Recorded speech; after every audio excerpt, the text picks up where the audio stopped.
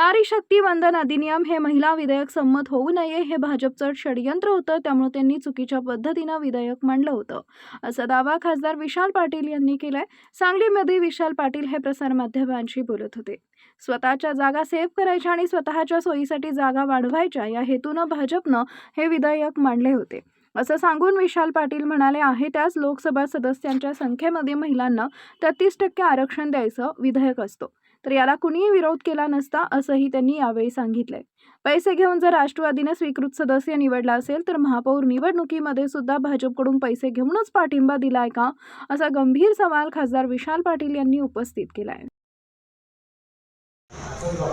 अगदी भाजपची इच्छा होती। हे बघा, एखाद्याला एखादी गोष्ट मंजूर करून घ्यायची असेल आणि खरंच त्याला ते मनापासून असेल तर पहिला त्यांनी सगळ्या स्टेक होल्डरना, म्हणजे जे विरोधी पक्षातले लोक आहेत त्या सगळ्यांबरोबर बैठका घ्यायला पाहिजे होता। आमच्या सारख्यांना बोलवलं राहू दे, आम्ही लहान पक्ष आहे किंवा इंडिपेंडेंट आहे, काँग्रेस पक्ष मोठा पक्ष आहे, तृणमूल मोठा पक्ष आहे, समाजवादी मोठा पक्ष आहे, ही मोठ्या पक्षांनी पाठिंबा दिला असता तर लहान सहान लोकांच्या ओवैसी काय म्हणतात आणि हरसिमरत कौर काय म्हणतात बघायचं कारण नाही।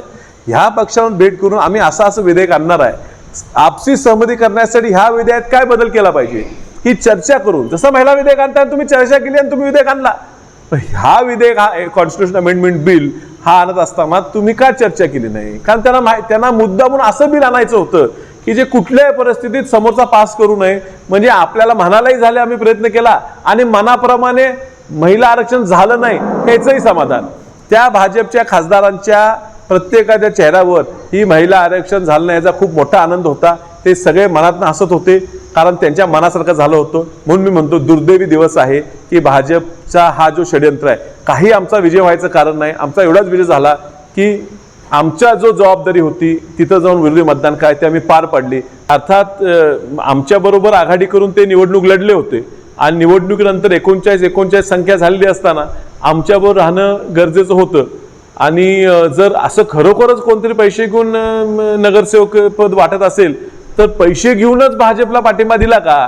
ज्या लोकांनी तुम्हाला भाजपी विरोधात मतदान केलं त्या लोकांचा विश्वासघात पैसे घेऊन केला का, हाही प्रश्न मनात येतो। पण मी सांगितल्याप्रमाणे तो त्यांचा पक्षाचा अंतर्गत प्रश्न आहे, त्याशी आमचं देणं घेणं नाही आहे।